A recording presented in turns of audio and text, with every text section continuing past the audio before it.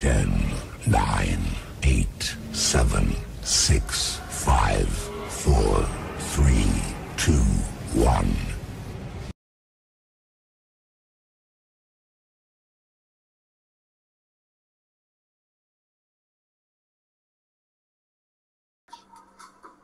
And as they hit the top of the stretch, it's Mission Brief, foiled again, Muscle Hill, Captain Treacherous, and Vegas Vacation, Lucky Jim, a rock and roll dance, the magician, Sebastian K, approaches the line, Gucci always coming late, and as they hit the wire, it's too close to call. Now here's the North American Harness Update on SRN1. Love shouting from the distance, and then the microphone drawing so close to my humble baritone. Feels like just yesterday I was back in the studio with a cleaner spirit, cleaner mind, cleaner energy, and of course, $3,000 of a direct deposit still in my bank account. Unfortunately, I have been swindled by my local real estate broker as he convinced me to invest in a plot of land that was really just a hole in the ground. Now, I don't know if you know this, but when you invest in holes, there's no investment because you're supposed to invest in the land, and holes are the absence of land. I'm not here to talk about that. Last night we talked about other holes too here on SRN because last night was the colonoscopy show where my father and I and my brother, we were all on, we were talking about and going over the process and the prep going into my father's first colonoscopy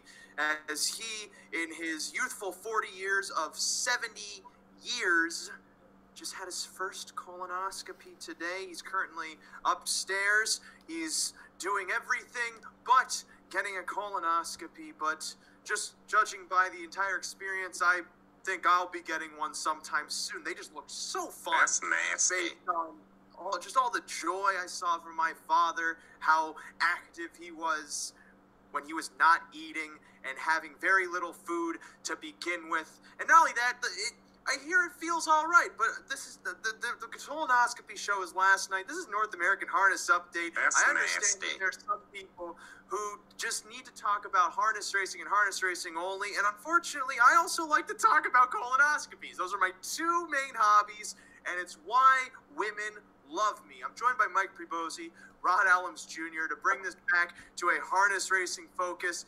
Boys, and I know you guys have not had colonoscopies, but you've picked a winner or two in your life, so I'll let you stick to what you know best, and what I know best, which is pointing at myself in the chest until I bruise easy. We have a lot of races to talk about this week. We have the NAHU Pick4, which is coming up in the 7th race. After the 6th at the Raceway Western Fair District, $5,000 guaranteed pool every single Friday night.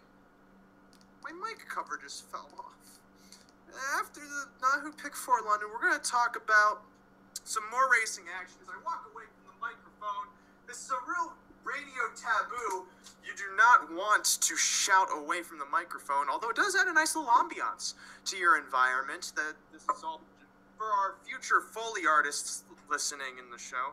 Aside from the NAHU Pick4, we're going to talk Can-Am Pick4 over at, well, both Meadowlands and Woodbine Mohawk Park. It's a two-header, two for the price of one. 20-cent minimum for that bet. It's been averaging $50,000 in the pool. Last week reached $60,000.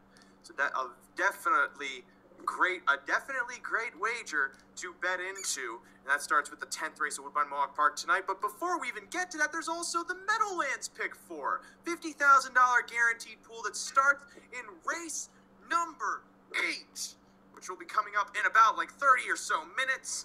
Aside from all of that, we have our standard Levy analysis, the final preliminaries this weekend. Saturday is almost the end of it all. We're almost done with them. There's a couple divisions after 5 whole weeks of watching these horses race on the half, round and round and round, and I'm dizzy thinking about it because we have the finals for the Levies and the matchmakers next week. But next week is a whole other point in time. At the very end of the show, of course, we'll have the Hanover hustler, Russ Adams, join us in whatever form of tank top he chooses to show off those blazing guns on his shoulders. Let's kick it off with the Raceway Western Fair District Race 7 coming up in 9 minutes. It's the first leg of the NAHU Pick 4. These are conditioned claiming mares racing for a $15,000 tag, 8 of them going postward from the inside to the out. Start with you, Rod, because you're the deepest of all of us in this admittedly wide open race. You're taking 5 of the 8. Yeah, I'm 5 deep here in the front leg. Obviously, the 1, Falls Creek, can win at a short price, but I'm going to try to beat her. Last week, she raced very well. She got locked up inside. But the week before, she wasn't as good and got beat by a horse that never should have beat her in that race. But the move back inside should have her right there. It's tough to go against her, but I'm trying to get a little bit of a price here. The 2, Shooter on Bye, went first over last week, raced very well, ended up finishing 5th, but has been right there for each of the past 6 weeks over at Flamborough. Moves over here, but draws inside, should stay close and look for that 2-hole trip. The 4, Together We Run, I like this one quite a bit. Raced very well last week, moved on the backside, and ended up having the lead and just got caught right at the wire. And again, every single week, this horse is right there. Doesn't win a whole lot recently, but it has been beat ahead 2 weeks in a row, so a must-use there with Colin Kelly. And then the 5, Friends to the End, my top pick in the race. Last week, we commented on the show that this one was absolutely flying from the clouds. Just needed to be closer. Tonight, you get a similar draw. Should not be that far back tonight. I think Travis Henry's going to be closer. And if he is hopefully following the 4, Together We Run, this one is going to be right there at the wire. And then the 6, Large Down Legacy. Threw in a clunker last time, but prior to that, won 3 in a row. So you have to respect the chances, and you're going to get a much better price tonight on that one. So 1, 2, 4, 5, 6. Wow, Rod, those are some great numbers. I once flew in from Chicago. That was a fun time. I was also in the clouds. Mike, in this race, looking at the numbers you have, they're almost the same, but they aren't because they're different. Yeah, I mean, I felt like that race sort of lent itself to front unders last time.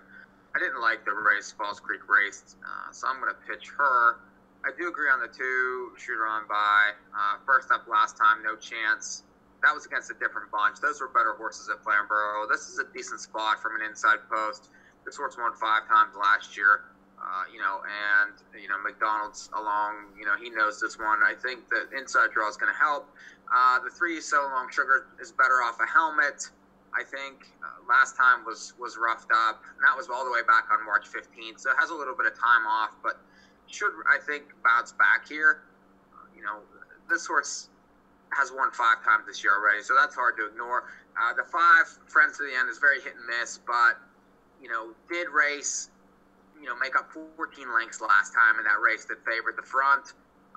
Any kind of trip puts this horse in the mix at a decent price. And then the 6, Lajon Legacy, I feel like, this horse was sharp. Last time really was in a bad spot, and I'll just pitch that one. You're going to get a better price now, 2, 3, 5, 6. 2 starts back. Falls Creek raced against a slightly lower condition in terms of lifetime earnings threshold. Still finished 2nd from that inside draw and then put in a much improved effort from post 7 against this group last out. So seeing as she's shifting inside, going back into this level, she can only race better than she did last week. The 2, Shooter on Bye, also a valid contender, dropping in class, shipping from Flamborough. Good miles over at Flamborough, too. Has been racing, of course, against tougher, so the drop in class is probably the main reason why this mare is going to be a factor. Aside from, she has some speed. She sometimes goes first over. She sometimes has the board going first over. All check marks in my book.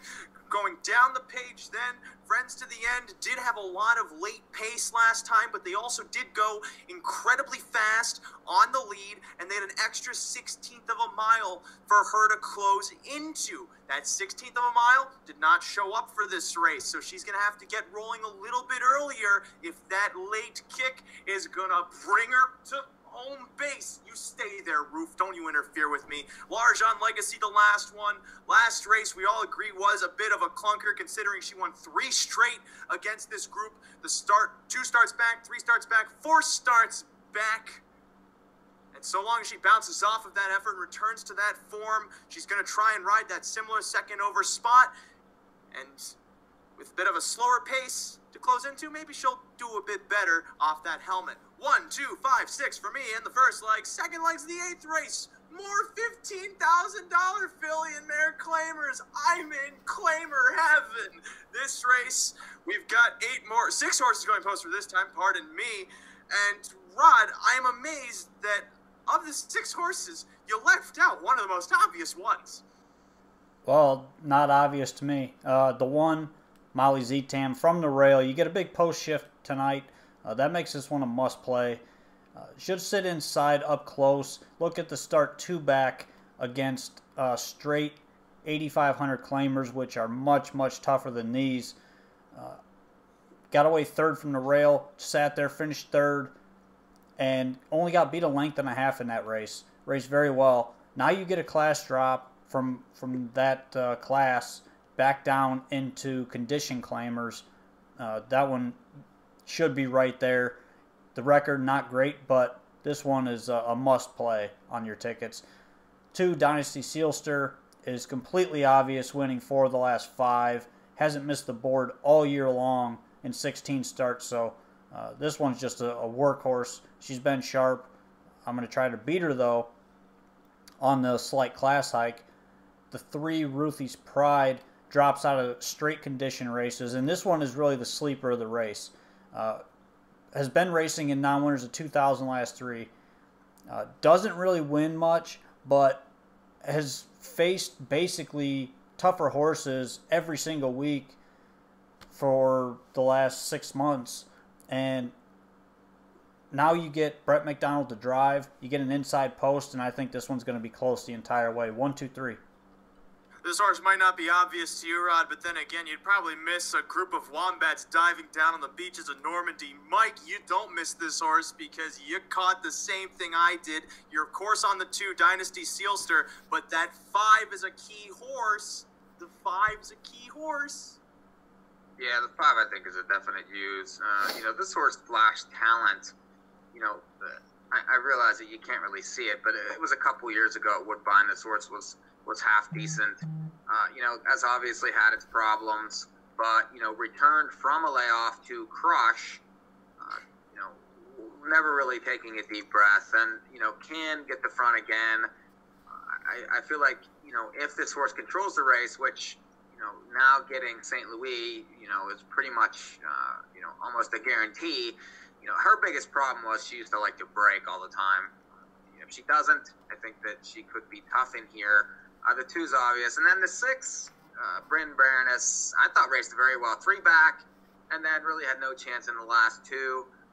The horse doesn't really like to win, but you're going to get a massive price, and it's a short field with horses that tend to misbehave. So I'm 2, 5, 6. Yeah, I'm 2-5. Dynasty Sealsters beat this group 3 times in a row, and PL Kaleidoscope showed too much speed for me to not use her this time around. 3rd leg's the 9th. $15,000 claimers again, but you think these are fillies and mares? No, they're the fillies and mares with the boy parts. We've got 8 horses going posted here. Rod, you used 2 of the 3 possible contenders of this race.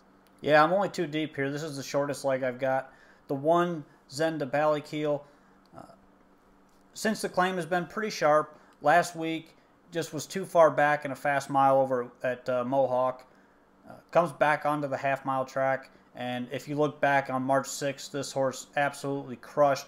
It was first start for Danielle Neal and Mark St. Louis, but I think definitely plays in this race, going back to the half and back over here where he's had success.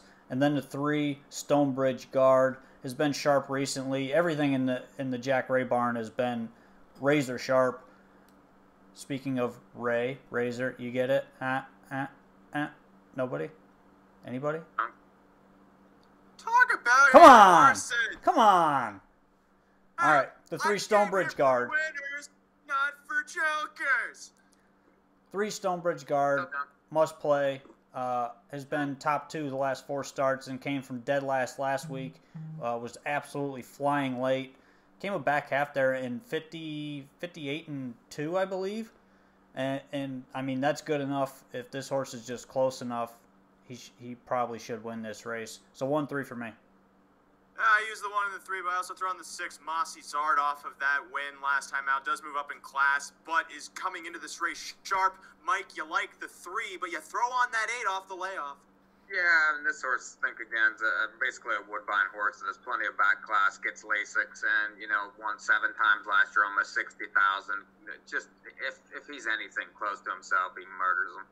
All right, final leg is the 10th, of course. I'm 3 deep here with the 3 Mock Dynasty. Shifts inside after a decent race from post 7 last time around. She's just been consistent against this group, and with the post switch will likely be involved. Stonebridge Drama could get suctioned into the race from the 2nd tier. 2 starts back, 1 against similar, but without the claiming tag. So if she can get a decent spot away from the gate behind the 1, she can be involved, as could the 9, Miss Ohio. You look back to those lines on March 1st and March 8th, she was finishing close to them.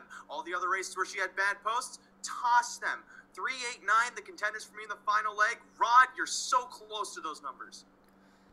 Pretty close. The 3 Mock Dynasty, I agree. This horse has to be played.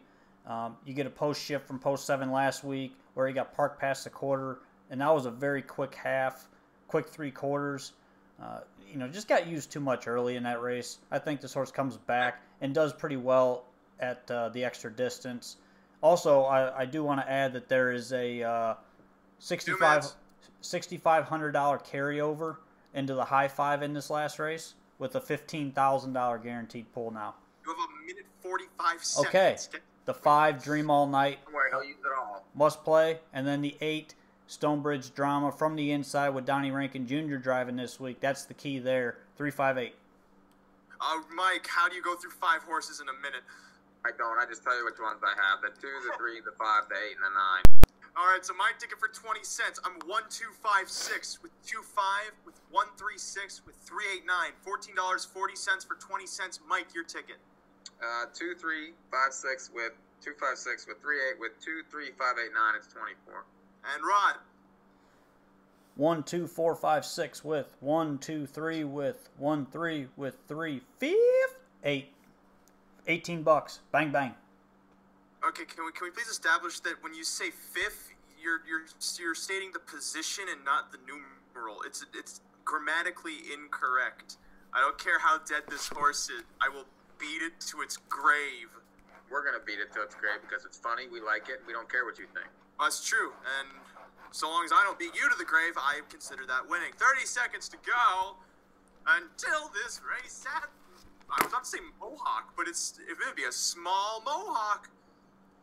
Kurt Faber on the board at 2-1 to 1 Falls Creek. I thought it was strange that she was, 18-1 with 5 minutes to post? There you go, Ray. Take a look at that. How you like that? Take a look at what? You ain't even looking at me. No, because I live in show worlds. I have a whole show going on in my head. Puppets and everything. Lots of pyrotechnics. There's a man who comes out at some point on a Ferris wheel. It's magical. And the best part is, I only took 1 ibuprofen to envision it. But that's only because, okay, so I believe my dentist botched my job. We can talk more about that if anyone cares. It's post time. We don't. For this, well, thank you. I appreciate my my dirty bill of health being taken into consideration. So when I drop dead halfway through this show, we'll just keep rolling. All Falls right. Creek's the favorite 2-1. Second choice at 3-1. The 2 Shooter on by. Third choice at 4-1. The 6 Largen Legacy.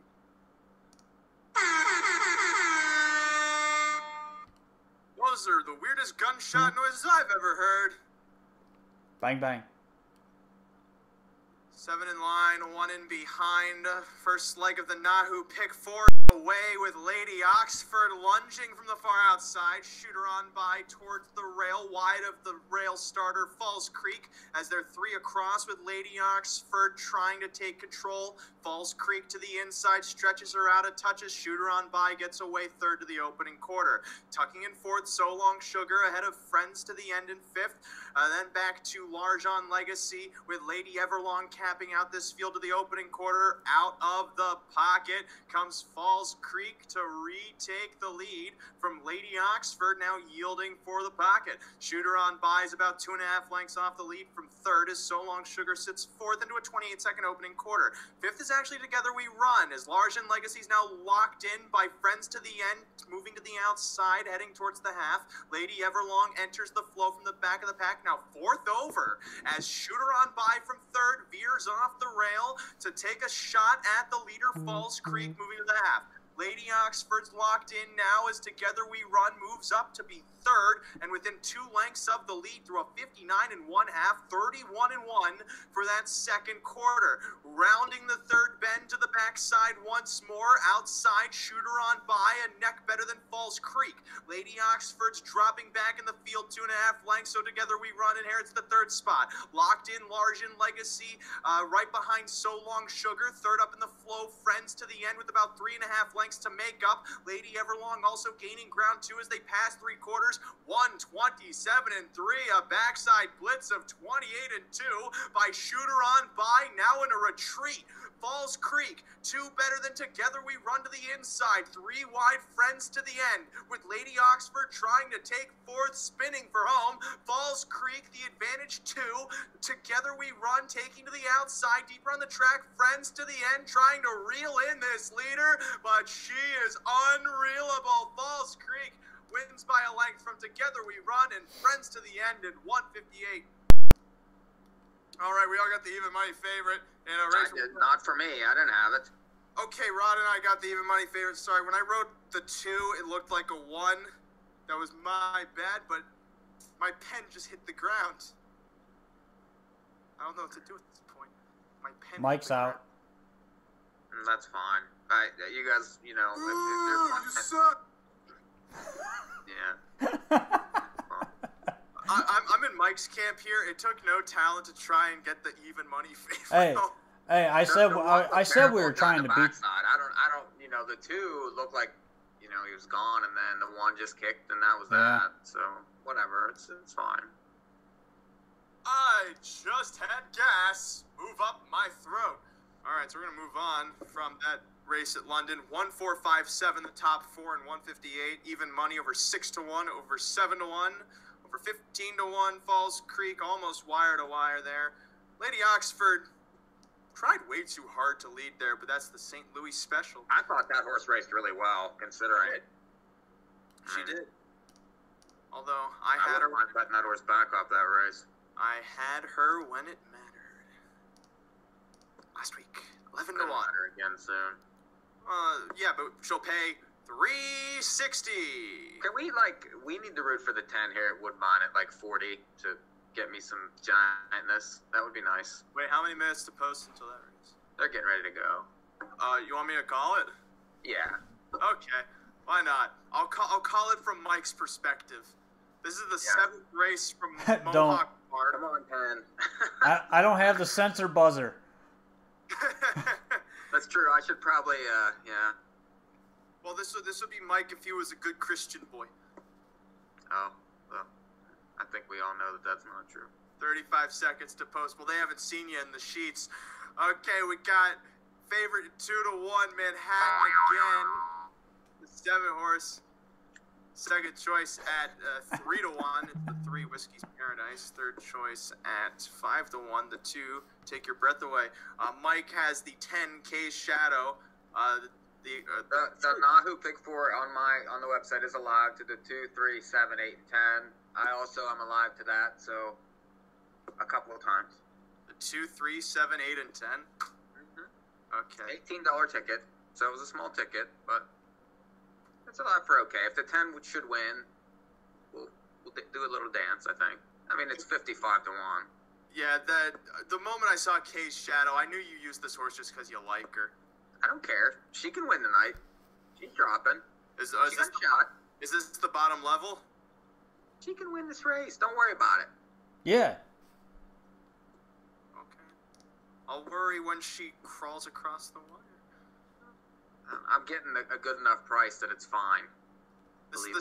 This is the 7th race from Mohawk Park. We'll see if Mike hits his pick 4 as this field is in line, in behind, in motion, approaching the start. Just like that, it doesn't look good for Mike. Manhattan again leads from the outside. Whiskey's Paradise also showing speed towards the rail. From the center, Miss Maddie splits horses to range up towards the top 2 as Manhattan again crosses over in the first 8 to try and clear Miss Maddie. Caught between horses, Whiskey's Paradise trying to take the pocket spot. Does so to the opening quarter, push through the rail. Away 4th, Take Your Breath Away. Ahead then of Doc Sausalito 5th. 6th comes Manhattan Play. Then 7th on the minute mark. 8th sits Ray's Star Cross with Franchot 9th and Kay's Shadow trails this field through a 27-3 opening quarter. Right off the bat, the wrong horse is on the lead. Manhattan again, a length and a half better than Whiskey's Paradise, just sitting there like a jerk. 3rd then Miss Maddie as Take Your Breath Away is 4th, yet to tip out. Out and moving then comes Doc Sausalito. That's all right. Jameson pulled at the right time. He'll look like a champion coming past this half. 2nd over, Manhattan Play. 3rd up comes Ray's Star Cross with on the minute mark shuffled back to the inside of Franchot. Now 4th up in the flow and Kay's Shadow with so much work to do through a 57 1/2, 29-3 that second quarter. Around the final turn, Manhattan again soon to be braced by the eventual winner, Doc Sausalito. But Whiskey's Paradise just sitting like a chump to the inside of Manhattan Play 2nd over. Then Miss Maddie's jammed up, but we don't care about her. We don't need her. 3rd up in the flow, Ray's Star Cross beginning to tip wide ahead of Franchot through a 125 and 4 third quarter. They're quickening and Doc Sausalito is hanging. Manhattan again leads by 2 through the lane. Whiskey's Paradise is bumping around but has nowhere to go. Deeper on the track comes Manhattan Play and Ray's Star Cross unleashed. Manhattan again though is leading down to the line. This no good son of a jerk won by a length and a quarter. Then Ray's Star Cross. We didn't need her either. Take Your Breath Away was 3rd. Where the hell was she when I needed her? 154 and 3. You suck, you jackass. Okay, so the favorite ended up winning that race. Oh, you had the favorite, didn't you? Yeah, but not really ideally who I wanted, but I said the wrong horses on the lead. I forgot. I paid $144 for 20 cents. So that's not bad on an $18 bet. Oh, okay. And it was given out all day on the website. I'll take it. Meanwhile, we're going to shift focus over to the Meadowlands, the track where if they would have executed me for having a terrible, terrible streak, I would have so many gunshot wounds, various parts of my body, because I can't control what parts people shoot at. I could say, aim for the chest, and what do? They get my torso. And it's like, is it the same thing? Not really. But not everyone takes an anatomy class.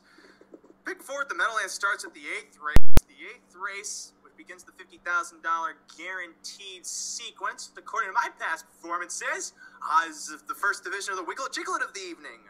2nd prelim for this series. We've got 8 horses going postward in this opening leg of the Pick 4. Race 7's coming up in a couple of minutes. We have about 20 minutes until this race goes then. But, guys, this first leg, I'm confused how you don't single the 3.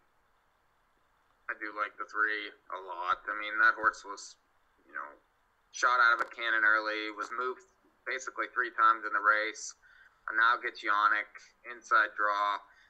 I would expect this horse is going to be sub-even money here. I don't care about this. The only problem is the horse is 0 for 14. So, has had plenty of chances and never really has found the winner's circle, but has backlines, stakes lines at 2, obvious talent, just needs, a little breather in the race and probably should win.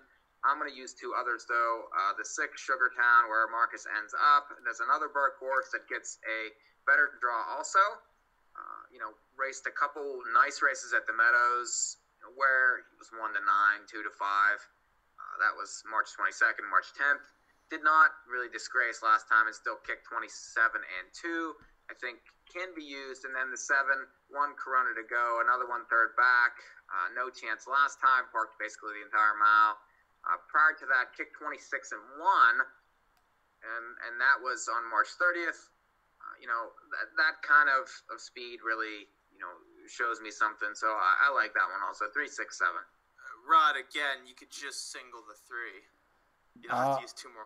No, I'm 3 deep. There's no way I'm singling a horse that's 0 for 14 in his life. That doesn't matter. It does. It does matter. No, because he can be 1 for 15, and then you'll go, oh, I guess it doesn't matter. No, I'll just say that it was a weak bunch. But, anyways, I'm 3 deep. The 1, Prince of Tides. 2 qualifiers down at Sunshine Meadows down in Florida with Jimmy Matenis on. He shipped back up right after those qualifiers. He might need one, but he's got the rail. He should get away right up close. Look for that 2-hole trip behind the 3. And, I think is a good value play, especially thinking that he's going to be able to get the trip. The 3, Actor Hanover. I mean, it definitely is a use. A single? Absolutely not. It's Burke and Gingras. The horse plays after 2 moves last week. Just got tired late. A use, but not a single. And then the 6, Sugar Town, the other Burke horse here. One of the other Burke horses here with Marcus on. This one had the 10-hole last week and fired early. Raced pretty well there. Finished 3rd. Prior to that, 2 wins at the Meadows. I think he probably needed that race over the big track one time. And, I do see him improving this week off of that effort there. So 1, 3, 6. Okay, so two starts ago, the horse finished 2nd by a neck. A neck is a slim enough margin to make me think, okay, he could have probably won that race. So even though this horse is 0 for 14. Did you watch that race? Okay, tell me. What did you see? That he should have won. We watched on the show. He shouldn't have won, right? I mean, the horse got brutalized. Wasn't brutalized. He should have won the race. Oh, my God. You're talking okay, did you watch not, the race? Not last week. Did you watch the race? Not last week. I want to know. We're not talking about last week. 2 starts ago. Okay, never mind. I'm talking about 2 starts ago. And then he puts in that mile last week, which at this point, I could care less what happened to him as a 2-year-old. He clearly was racing against tougher horses than him. He wasn't that mature. I don't care that he's a maiden at that point because he's coming into this race the best he's been on paper. Okay? That is enough to convince me that this horse is a single. On top of the fact that 2 starts ago, in his seasonal debut, sure he was taking money. He was like 7-2 on the tote, finished 2nd off a decent trip, and then last out just was way too aggressive, and because of that came home, finished 5th. This horse is so capable of winning, especially looking at the rest of this field. Ode to Gray, 0 for 10. Prince of Tides, hasn't raced since August, was racing in the Stallion Series. At least the 3 was racing on the Grand Circuit. Live Like a Boss, again, non-winners of 2 horse last year, who likes to just kind of come from off the pace. Roll with Papa Joe, probably the only threat if this horse just gets rolling sometime sooner. Sugar Town was just chasing. He didn't really impress me in that race. He likely just kicked home fast because they went 58 to the half. 1 Corona to go was terrible in the slop. I doubt he's going to be good tonight. And Twin be watching hang. So at this point, Actor Hanover has to be the horse that wins. He's not necessarily in the strongest group, and he has the best form in the race. He's a single. I don't care if he's over 14. He's going to be 1 for 15. I read the book. I read the book. I don't read statistics. And then when he goes 1 for 15, you're gonna go, oh, he did it so easily, and I'll just be going. Don't care. I'm still gonna hit. Race not well. The difference is you would have spent more money than you had to. You could have spread other places. You could have saved some coinage. It's about money management. That's all gambling is. It's a marathon, not a sprint. 9th race is the 2nd leg of the Pick4. Now there's a $9,000 trotting event with 9 horses going postward here. This race is admittedly slightly more difficult. However, Mike, you used the correct 3 horses. Oh, well, thank you. I'm glad you approve. The 1, You suck, Therapeutic. you jackass. Therapeutic drops from upper levels at Dover and draws inside. Gets Dave Miller. The horse won 6 times last year. Just needs to get away better. I mean, the horse has really kind of been languishing early. I would say if the horse does get away better, this big track suits his style. I think that you need to use that one. The 3, Swan Credit, 10-hole, 8-hole, last 2 starts, pitched both of those. Prior to that was claimed for 15, off a win on March 15th. And has had no chance the last 2. This is a reasonable bunch, and I think should be better. I like the driver switch also. I think that, that can't hurt this one. And then the 8, Rock of Cashel. This horse bounced back last time after breaking at Freehold on March 23rd at Philly. And the rail's not exactly an easy spot there. Got beat, but that was numbers at 10,000. This horse raced very well here earlier in the year, won for numbers of 8,500. And then, stepped up into races really where he was, overmatched. He's definitely not overmatched versus these ones. 1, 3, 8. You see, Rod, how hard is it to use the correct horses in this race? Yet you spread out a touch and you missed the 3. Yeah, I looked at the 3. I didn't end up using him just because the driver switch to Pat Barry. He's batting 157. I like Pat Barry. He's aggressive. He is aggressive. Pat Barry, the best driver in the neighborhood. Pat is very aggressive at the Meadowlands, which is a good thing, but I'm not using the horse. He just hasn't been as sharp recently. But okay, that's different than the driver change. The 1, Therapeutic, ships in from Dover, I think is a must-play on the class drop. I don't have anything else to add from what Mike said there. The 4, Torkel, you get Dexter Dunn back on this week.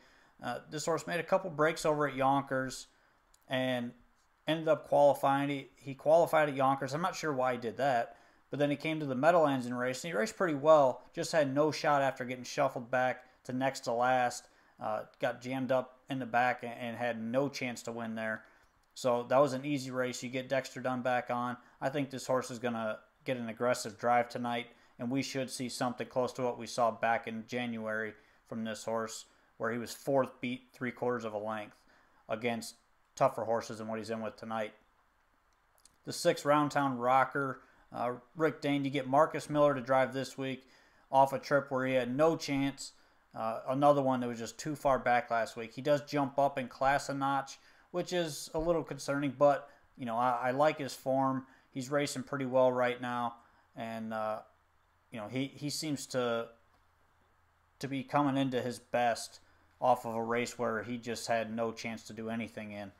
And then the 8, Rock of Cashel, is another one that's pretty obvious with Yannick. Slight class drop here. A must play because you know what Yannick's doing, going right to the lead. So I'm 1, 4, 6, 8. You see, I'm 1, 3, 8. I have nothing else to add from what Mike said aside from Therapeutic. I use only because of the class drop. These horses like this are tough to read, especially since they haven't raced too well against the tougher horses. So their form is kind of hidden under these layers of better horses they're racing against. Also noting the fact that of the Dover shippers I've seen race tonight, they've hit the tickets, but they haven't necessarily finished as strongly as I think they could. But it also could be because it's a wet track. There's many other variables that go into it. Therapeutic, they're just a contender off the class drop. Swan Credit gets a good post, was claimed 3 starts back, so with the good post, probably put into the mix. And that's why Pat Barry's probably a good fit for that horse, because he'll at least put him close. Even if he's only won 10 of his last 150 races, like he could be 11 for his 151. Again, that's how statistics work. And, well, yeah, Rock of Cashel, that horse raced way too aggressively over at Harris Philly last time. And he was just caught at the wire. And not only that, he's usually raced better off a helmet here at the Meadowlands. But because of the sloppy track, I don't necessarily know what the game plan will be. But he's capable of winning. He's done it here before. 1-3-8 in the second leg of that Meadowlands Pick 4. We'll continue with that after the second leg of the NAHU Pick 4 from the Raceway at Western Fair District. It has a minute and 30 seconds to go until post. Molly Z-Tam, the even money favorite to the inside. Dynasty Sealster's not the favorite. PL Kaleidoscope's 5-1. Hold the phone. What's going on here? Odds are shifting. Okay, PL Kaleidoscope's now 9-2. Someone just placed a big bet on Molly Z-Tam. So I think this board is going to kind of equalize. The 5-2 exact is only $10. The 2-5 is $12. Yeah, there's no way the one's going to stay the favorite. I'm not keen on the 5. I mean, the 5 was balls to the wall last week, home in 32-2. I mean, I'll pass on that horse. They need to fly home in that race. I mean, I don't mind that. The horse was dominant the whole way around. I'm happy that they didn't murder the horse coming home. So what? So if it came home 31, you win by 10. He murdered the horse the first 3 quarters. She just walked home because she was so far out. Me off the layoff. She's gonna be tighter here. I'm not saying I'm in love with the horse, but there's reasons to like her. Yeah, now she's 7-2. Okay, they're catching on. Oh yeah, there's no way. The 10 can hit the ticket in the race. I mean, the 6 can hit the ticket in the race at 10-1. Okay. I don't see the 1 being the favorite after they take off. So I don't see the 1 winning the race. I do. I love the 1 here. Yeah. Do you really? Love the 1. You're gonna have her. All right, 5. Gonna be about 5-2. And post time. Even money favorite, the 2 Dynasty Sealster. Second choice at 8-5. The 1 Molly Z-Tam odds. Okay, Molly Z-Tam's favorite 3-2. Second choice at 6-5. The 2 Dynasty Sealster. Third choice at 7-2. The 5 PL Kaleidoscope. A sextet. In line, in motion, approaching the start for the 8th from London, and now it's away. PL Kaleidoscope kicking towards the top as Dynasty Sealster also dashes for position. Molly Z-Tam to the inside, trying to protect that rail spot as now Dynasty Sealster crosses over to clear control. Wide of them is PL Kaleidoscope now venturing towards the top as Ruthie's Pride's away 4th. Ahead of Emotions in 5th, and Bryn Baroness caps out this field of 6 to the back stretch. PL Kaleidoscope clears of the favorite. Dynasty Sealster goes on to lead by 2 1/4. Molly Z-Tam tracks the top pair from 3rd, about 3 lengths from the top. Ruthie's Pride remains in 4th as Emotions begins to tip off the rail from 5th. Ahead of Bryn Baroness, trailing about 7 lengths off of PL Kaleidoscope, who trotted the first quarter in 28-2. Did I say trot? I meant paced. It's PL Kaleidoscope around the turn. Dynasty Sealster keeping close from 2nd as they move into the lane first time. Molly Z-Tam dropping back a touch from 3rd, now about 5 lengths off of this now runaway leader. PL Kaleidoscope, St. Louis has her in hand through a 58 1/2, 29-4 for that second quarter. Dynasty Sealster's letting her do her thing as she's about 4.5 lengths from the top, moving to the back stretch. Molly Z-Tam edging off the rails slightly from 3rd as Ruthie's Pride is chasing from 4th to the back stretch. PL Kaleidoscope trying to string them out once again, ahead by 4.5, 5. Dynasty Sealster's chasing from 2nd. Molly Z-Tam giving her cue now from 3rd, but still has some ground to make up through a 127 1/3 quarter. 29 for that station. PL Kaleidoscope attempting to bottom them out once more, but Dynasty Sealster's looming closer. Wide of her, Molly Z-Tam trying to gain ground 2, but has 3.5 to go as they turn into the lane. PL Kaleidoscope ahead by 2.5. Dynasty Sealster trying to get off the rail. Molly Z-Tam keeping her locked in. Time running out. PL Kaleidoscope almost there, and PL Kaleidoscope goes coast to coast from Molly Z-Tam and Dynasty Sealster in 158-3. 5-2 on PL Kaleidoscope as she pushes me through the NAHU Pick4 sequence. Molly Z-Tam just had too much ground to make up, but was coming late to get 2nd. Dynasty Sealster 3rd. 5-2 over 9-5 over 6-5 in the second leg of that Western Fair Pick4. Very unusual that I'm the only one alive moving into the 3rd leg. But then again, according to I mean, yeah, it's good. It's good you're alive. I couldn't be alive with an even money win in the first race.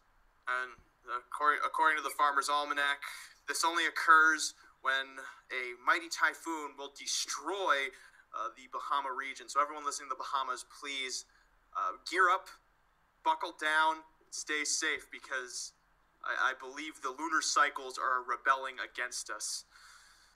We move on to the third leg of the Meadowlands Pick4. We previewed the first two, as their seventh race has probably gone off by now.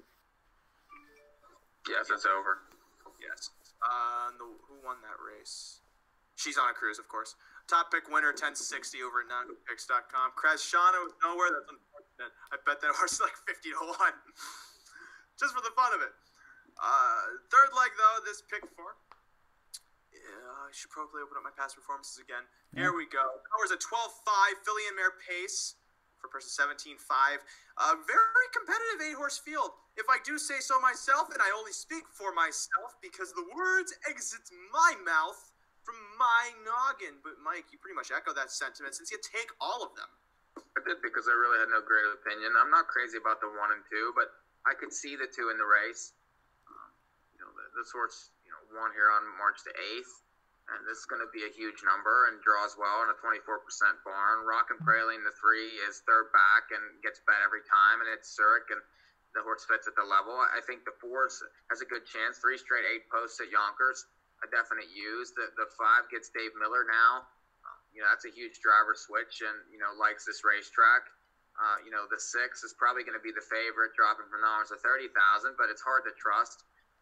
The 7, is another one that likes a big track. I thought raced very well last time in a fast race. And then the 8, Jay's a Lady, is another one that has back class, comes off a win at Philly. All of these horses, have legitimate chance. And, I'm going to shrink late, use all here, hope for the best number. So, all for me. Now, Rod, you have a bit of a more succinct opinion of this third leg. You coincidentally take 3. Yeah, 3 deep here. The 3 Rockin' Praline, I think it is a must play, just because she's one of those horses. When she gets right, she's very tough no matter who she's facing. We've seen her beat cheaper and we've seen her beat better. So she's very streaky. I think her last 2 starts have been pretty decent. Not great, but they've been decent. She moves inside again, and I think he's probably going to be aggressive with the 2 horses that are inside of him. I think Andy leaves. He's going to get the trip. Really, the setup is the reason I'm going to use this one. The 5, Stylish Beachwear. Like Mike said, you get a big driver change to Dave Miller here, and that's really the biggest key for me using this one. And then the 6 Better Tricks. Likely going to get bet pretty heavy here. Shipping over from Yonkers, drops down like 3-4 class levels. That's huge, and it's Jim King. So I think those 3 things right there make this one a must play as the likely favorite. So I'm 3, 5, 6. Stellenbosch ships in from Yonkers, where against tougher mares, she's been racing from the 8-hole. She raced from the 8-hole thrice of her last 3 starts, finishing 3rd 2 back, 7th in her most recent, and 3 starts ago, 5th. At least cashing a check, coming from 8th in all of those races to somehow get involved. Now on the bigger track with a better post, the drop in class, she should at least show some kind of horse. She showed a little bit of life in those races, but now she has the opportunity to thrive the same way you send off your teenage daughter to college that freshman year, and by golly, she doesn't become one of those sorority horses. She becomes the Alpha Lambda Chi, or whatever they call the cum laude lariat valedictorian, the smart student of the class. That one, she becomes that one because she was given the chance to really thrive and prove herself. That's Stellenbosch here. She's not going to Stellenbosch this, that's for sure, unless she loses.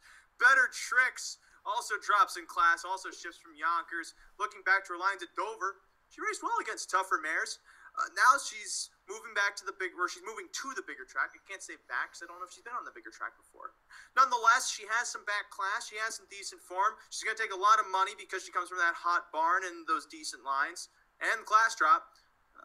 So she's pretty obvious. Third horse then is Jay's a Lady of the Zurich entrance in this race. I prefer her over Rock and Praline just because she's coming into this race in much sharper form. She enters off a win over at Harris Philly against similar competition where she was the even money favorite. She wired that field. She shows that speed from the outside post. Then she's gonna rock this town.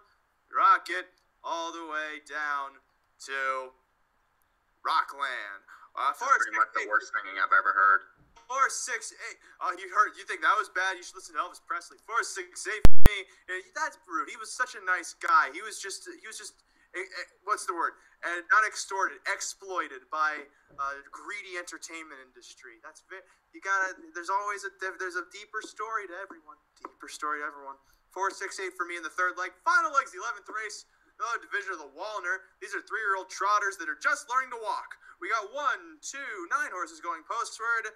And of what I think is the most wide open race of this sequence, Mike, you're only too deep.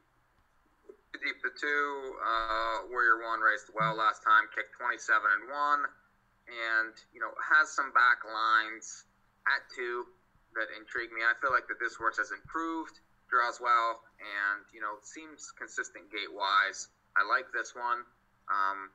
And then the 8 Full Rights. That's the horse that beat this horse last time. And this one looked very well doing it. I thought the horse, kicked home nicely. Was 32-1 there, but it certainly won't be that low here, and I think is worth a use. So 2-8 for me to finish. I don't know. I don't like taking horses that win off of perfect setups. I know, but I'm telling you, I like the way the horse looked visually. I feel like the horse is improved as a 3-year-old, and should have never been 32-1 in that race. I typically don't like this type, but I just liked what I saw. So, and I think you're going to get another price. Well, it seems like, Rod, you're somewhat in agreement with that because you like those 2, and then you throw on the 9. Yeah, I like 2, 8, and 9 here. The 2 Warrior 1, second start back. That's a big angle for me. Draws inside. Got an aggressive steer last week. Should get another one tonight and be a little bit tighter. The 8 win off of a good trip. Great setup last week, but I think the key with this horse is just staying flat. He's fast enough. He just got to stay flat, and he should be right there. And then the 9 goes down smooth. Has a braking issue as well. Outside post is a negative, and this horse has not performed well in the mud or in the slop yet. So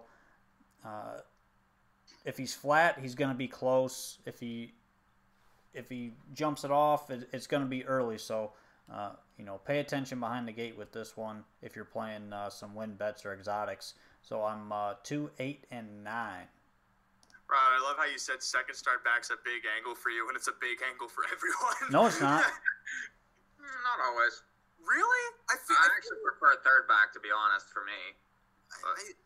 I guess I'm just too holistic of a handicap, right? Take all the angles into consideration. For thoroughbred second back, yes, but I like third time better than anything. I get that. I guess that does make us different. However, Warrior 1, we all agree on this one. He came back decently last time. Now he makes the second start, which is a big angle for me. And now he draws better this time around. He just hits a similar trip. Huh? You gonna say words, or am I gonna talk? If he sits a similar trip, he can probably kick home as fast. But he was probably aided by that 58 half. Admittedly. Till the inside draw puts him into play. Forever Hill Rain broke last time. He doesn't break. Probably finishes the race somewhat close to the top. 2 starts back with second. It goes down smooth after parking the mile in his debut. If he doesn't do that, that's probably in his best interest. Lucky Weekend, also in his first start back, decided to park the first half of the mile, and then at the end of the race said, I want to go jump town. And he went jump town to finish 5th of the 6 in that race that Full Rights won when only 3 horses were left on strong and about 15 lengths covered them. So now Lucky Weekend makes his second start of the season. Again, ended his season last year decently in the Kindergarten Classic. Not necessarily a strong finish, but If he just doesn't park the first half of the mile, I see him being much more involved in this race. Pretty straightforward there. And then Southwind Frost, these Tron Smedhammer horses coming back are always dangerous. Earlier in the card, Skyway Conman snuck in off some good qualifiers from a 10-1 morning line, was bet down. Did he win the race? No. Did he look like he was going to? Hell yeah. He was driven somewhat weirdly at odds of like 5-2. But this horse is coming in off even better qualifiers than his stablemate. So at the 15-1 morning line, he seems perfect to use in this Pick4 sequence. And on top of that, as long as he doesn't go jumpy like the rest of them, which he has in his 2 qualifiers. Yep, he has in his 2 qualifiers. He'll be involved. I say he'll be involved. So gosh damn it, he'll be involved. I'm 2, 3, 5, 6 in the final leg of the Pick4, which makes my ticket go as follows. For 50 cents, I'm 3 with 1, 3, 8 with 4, 6, 8. With 2, 3, 5, 6, $18 for 50 cents. Mike, your ticket. 367 with 1, 3, 8 with 2, 8. It's 72. I did play. Rod. 136 with 1, 4, 6, 8 with 3, 5, 6 with 2, 8, 9. It's $54. All right. Now, while they haven't even started parading yet, we might as well run through the Can-Am Pick4, which starts with the 10th race at Mohawk. Then the 10th race at Meadowlands, yes. Then the 11th at Mohawk, and the 11th at Meadowlands. Those are the numbers. They won't change. First leg of the Can-Am, which starts at Woodbine Mohawk Park's 10th race.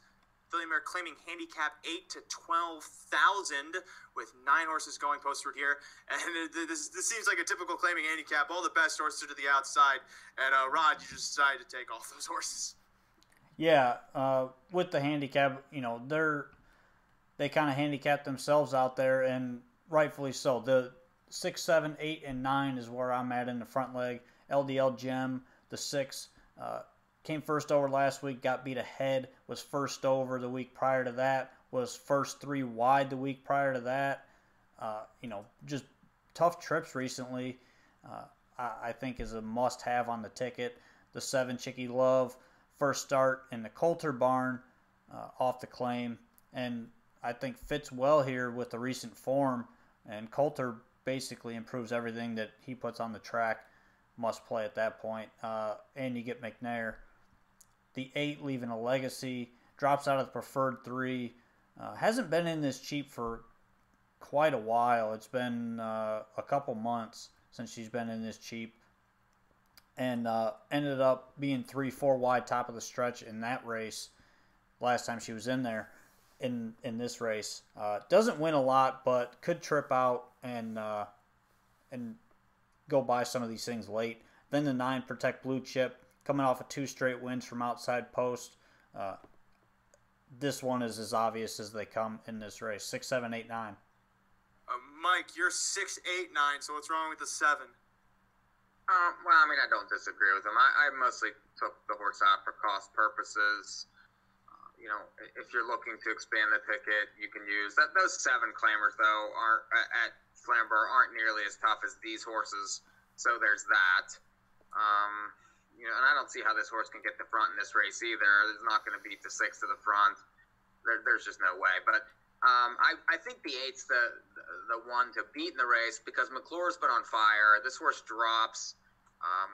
It gets a setup with the 6, the 7 in the race to set it up a little bit. Closures have been okay tonight. I think, some of these inside ones, really, their only chance to leave also. So I think the 8 is a big chance. And then the 9, has overcome 2 outside posts 2 weeks in a row and has looked very good doing it. It's hard to leave this horse off in here just because, she's so sharp. So I'm 6, 8, 9. For me, I'm 6, 7, 9. I don't throw on the 8. However, I do use this. I do use the 7 Or because leave it in a body bag. the 7, first off the claim, that's a big angle for me. Shipping in from Flamborough sure was the odds on favorite winning there against cheaper. But looking back to her lines against this claiming handicap group in the past, she was cashing tickets or cashing checks. She was racing somewhat well, but maybe in the new barn she kind of gets a little more pep in her step. As in a punch to the groin, I guess. LDL Gem's obvious, Protect Blue Chip's obvious, Leaving a Legacy. have a hard time taking these horses, even though she last raced at this claiming handicap on March 1st. I don't necessarily like the fact that she tried to leave and now she's back in for the claiming tag. So I'll take my chances at beating her with the 6, 7, and 9. So in the final race we need to talk about in the Can-Am Pick4's, the 11th, which are bottom level filly and mare pacers. Familiar group. Last week we saw them and I almost got them with a 47-1 shot in check mock. We'll now go to the gate at 6-1, unfortunately. But of these 10 horses, Mike, you're fairly deep. You're going with 4. Yeah, and it's a tough race. This is, these bottom horses are, very inconsistent types. The 2 has been consistent. Check mock, and like you had this horse last time. That was an excellent pick. Draws well. And, it certainly won't be, 47-1 this time. Probably will be closer to 5. But that inside draw is just too tempting. You have to use that one. The 3 Twice an Angel flew off the gate early last time, but just got tired late. Really kind of lacked room at a key moment.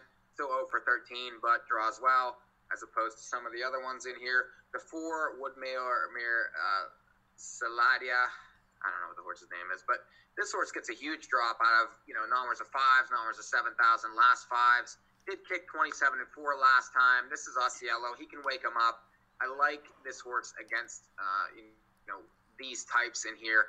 And the 7, Royalty West Ho, 0 for 12 this year, but another one that drops back to the bottom where, she's a lot more competitive, and I think, can get a trip in the race. So 2, 3, 4, 7. Rod, 40 seconds to the Meadowlands. You're 2-8. No, I'm not 2-8. I'm 2-3. What? You gave me 2. Oh, you're right. It looked like an 8. It's 2-3. I'm 2-3 in the third leg of the Can-Am. Check mock is obvious with the inside draw. Should be close again. Only issue is this horse is 4 for 81 lifetime. And then the 3 Twice an Angel. I've been playing everything out of the Cullen barn recently, and they're all hitting a ticket. So they are good. This one is a must play with the move inside and the early speed. So 2-3. Oh boy, I'm 2-3-6, throwing on the 6-horse Chocolate Terror. She starts back from post 10, was aggressive off the gate, even though she finished 8th, and then last out just rode the rail to get involved to finish 5th. She's kind of sneaking her way into contention, and at a price, maybe with London's the right setup, going. could be there late. Well, Meadowlands is also going. No, they aren't. Okay, they're just circling back. London is at the gate. It's post time. Favorite is, they're at the quarter. Okay, Zenda Ballykiel went to the lead. Warwick Toronto is second as, oh boy, the horses are a-horsing. Zenda Ballykiel leads around the far turn first time, 27-2 for that opening quarter. Blazing and a bruising on the lead. Zenda Ballykiel turns into the lane first time. Warwick Toronto dragging from the pocket. Out from third comes Sorian Mossy's Art with Stonebridge Guard in tow, now diving back towards the cones. Halftime coming up as Zenda Ballykiel slows it down to a 58-second station, 30-3 quarter. Around the turn, Mossy's Art trying to match strides with Warwick Toronto as those two gap 2.5 from the lead. Stonebridge Guard second up in the flow now to be 4th, while Think Again's locked at the cones 5th. Shuffled back then on the take to the inside of Puddin' Pie as they come on to 3 quarters. Zenda Ballykiel Young highlighting this one to the 3 quarters in 1:26-3, 28-3 for that third quarter. Zenda Ballykiel has a jump start on him, leads by 3.5. Stonebridge Guard circled wide of Mossy's Terror, and to the inside, Warwick Toronto's keeping them all off the rail as they turn for home. Young has Zenda Ballykiel in stride, leading by 3.5, and Zenda Ballykiel not getting beat tonight, wins by open lengths from Mossy's Art in 1:57-3. Okay, I move on in there. Meadowlands is going. 5-2, Zenda Ballykiel. I'm alive to the last leg. They're at the gate for the Meadowlands. That was timed perfectly. Whoever saw that Western Fair was going, thank you at the Meadowlands, as Actor Hanover is the favorite at 6-5. Second choice at 5-2. The 5, Roll with Papa Joe. Third choice at 5-1. The 7, 1 Corona to go. Field of 8. In motion, first leg of the Pick4. It's approaching the start. They're off and pacing, done dashing with Twin B watching from the far outside. Actor Hanover towards the inside, floating away as Ode to Gray is off stride. Meanwhile, Prince of Tides from the rail pushed for the pocket, rounding the first turn. Live Like a Boss then away fourth. Roll with Papa Joe's getting away fifth the opening quarter. Sugartown sixth. 1 Corona to go, backed into seventh, and Ode to Gray, the early breaker, caps out this field. Jingra now pulls from third with the favorite Actor Hanover to brush towards the lead through a 26-4 clip. Actor Hanover getting past stablemate Twin B watching to the backside to lead to 3/8. Prince of Tides sits third, now 2.5 lengths off the new leader. Live Like a Boss remains fourth. Roll with Papa Joe looked for cover but is going to move uncovered to the outside. 1 Corona to go, tracks that helmet with Sugartown rounding out those on stride. Half mile bound, it's Actor Hanover, a length and a half better than Twin B watching through a 56 3/2. 29-4 breather there for Actor Hanover into the far turn. Roll with Papa Joe now ranging up to challenge the pace setter. A length off the lead, now a neck and drawing closer to the 3/4 pull. 1 Corona to go, now in tow, second over and only 2 lengths off the lead. Twin B watching's locked in then as Prince of Tides is shuffled to fifth to the inside of Sugartown third over, and Live Like a Boss 5 lengths from the top, 4 in, 3 out through a 125 third quarter, 28-2 that clip. Actor Hanover being enveloped here outside. Roll with Papa Joe getting by. Twin B watching towards the rail with room to pace too as Roll with Papa Joe holds sway over Twin B watching to the inside, coming into the final 16th, but under a hand drive. Roll with Joe rolls away from him, and Roll with Joe to win by 2. Roll with Papa Joe from Prince of Tides in 1:51-3. What did I miss on this one? Well, that horse had a good qualifier, but... no, I know. I see exactly what I missed. Yep. Never mind. Yeah. I missed the trainer, is what I missed. Well, I mean, that didn't really help her too much, or help him too much. Yeah, I'm betting it might have. Well, last out, I meant. Yeah. Yeah. Roll with Papa Okay, Joe gets up first over Actor Hanover. Maybe the slop is just not to his liking. Well, how about the 7 getting the stone cold perfect trip and anchoring in the stretch? I mean, that was just like... That horse looked so bad last week, I didn't even want to touch him. I mean, couldn't have looked any better on the turn, and then, like, couldn't have looked any worse about 3 steps later. I gotta hope to get my Can-Am in as with Papa Joe knocks me out. You got time. It's Yep. only the 9th at Mohawk. Well, I mean that it actually wins. Gets in, wins. Not that I can go bet it, but also that late Pick4 at London when we come back from break. Will I cash it? You won't. Okay, fine. We're gonna go to break, and when we come back, it's gonna be me in a fetal position singing show tunes. This is North American Harness Update coming at you live from the magical world of internet radio on SRN1, as well as on video from Facebook, Twitter. I don't want to name all the platforms. There's too many social media sources that are just sucking all the life out of us, and quite frankly, I'm not sure there's much left. Bang, bang.